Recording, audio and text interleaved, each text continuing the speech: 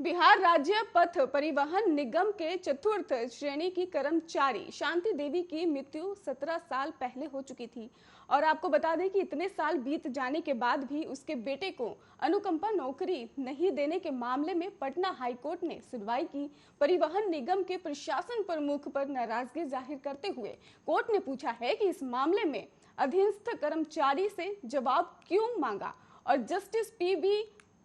बजंत्री ने भी संजीत कुमार उर्फ संजीव कुमार की याचिका पर सुनवाई करते हुए परिवहन निगम के प्रशासन प्रमुख को हल्फनामा दायर कर बताते हुए कहा कि 1993 से बिहार राज्य पथ परिवहन निगम में बहाली क्यों हुई है। और कोर्ट ने उपस्थित निगम के प्रमुख प्रशासन से पूछा है कि जब उन्होंने पद संभाला तो लंबित मामलों के फाइल पर क्यों जानकारी लेकर कार्रवाई नहीं की। बिहार राज्य पथ परिवहन निगम की ओर से कोर्ट को बताया गया है कि 1993 और 94 से निगम में बहाली नहीं हुई, साथ ही अनुकंपा के आधार पर भी बहाली नहीं हुई है।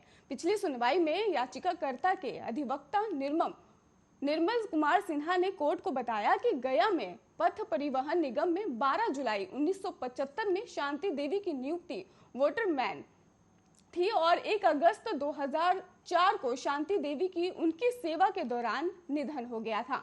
और संजीत कुमार को उनकी मां के स्थान पर अनुकंपा के आधार पर ही नियुक्त करने के लिए गया बिहार राज्य पथ परिवहन निगम के क्षेत्रीय प्रबंधक की अनुशंसा करते हुए आवेदन को निगम के प्रमुख प्रशासन पटना को भेज दिया, लेकिन संजीत कुमार की अनुकंपा के आधार पर नियुक्ति नहीं हुई।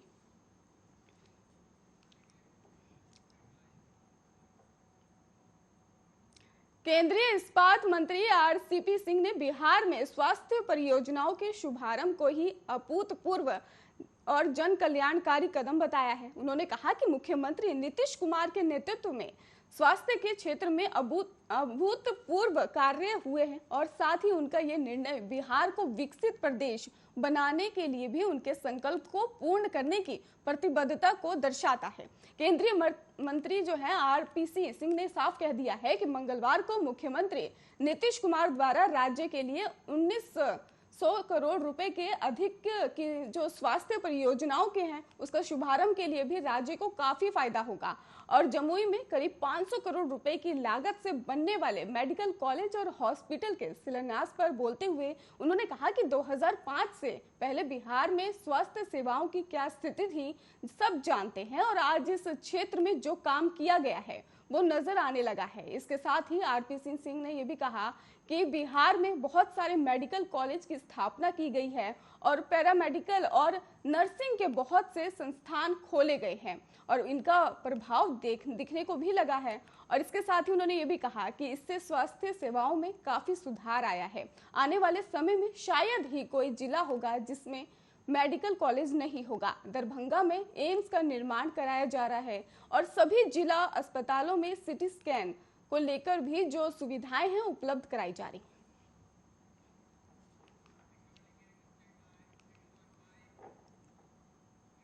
बिहार के पूर्व मुख्यमंत्री और हम पार्टी के राष्ट्रीय अध्यक्ष जीतन राम मांझी ने शराबबंदी को लेकर बड़ा बयान दिया है। उन्होंने बिहार की शराब नीति पर निशाना साधते हुए लोगों को रात 10 बजे के बाद पीने की सलाह दे डाली है।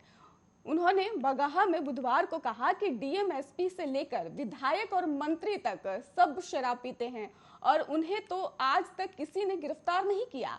रही बात थोड़ी बहुत शराब पीने की तो दवा के रूप में कम मात्रा में इसे पीना गलत नहीं है। उन्होंने कहा कि बिहार में बड़े बड़े अफसरों के साथ साथ एमपी एमएलए ठेकेदार रात 10 बजे के बाद शराब पीते हैं और आप लोग भी उन बड़े लोगों की तरह अपने घरों में रात को शराब पिए, किसी को पता नहीं चलेगा। आप लोग शराब पीकर रोड पर निकलते हैं तो आपकी गिरफ्तारी होती है। उन्होंने कहा कि शराबबंदी कानून की आड़ में गरीबों और दलितों को पकड़कर जेल में डाला जा रहा है और वो गलत है। आधा बोतल और 1 बोतल शराब का सेवन करने पर जेल भेजा जा रहा है, ये न्याय संगत नहीं है। मेडिकल साइंस भी कहता है कि एक लिमिट में ही शराब लेना लाभदायक होता है। मांझी ने यह भी कहा कि अगर कोई 50 लीटर या 100 लीटर के साथ पकड़ में आता है तो उसको जेल भेजो। उन्होंने ये भी कहा कि हमारे समाज में कई ऐसे रिवाज हैं जहां देवी देवताओं को भी शराब चढ़ाई जाती है। उन्होंने कहा कि जब मैं छोटा था तो मेरे घर भी शराब बनती थी। मेरी माँ और पिताजी शराब बनाते थे, लेकिन जब मैं पढ़ लिख गया तो शराब बनाने का काम बंद कर दिया। उन्होंने कहा कि हमारी सभ्यता में ही शराब है, इसे हटाया नहीं जा सकता।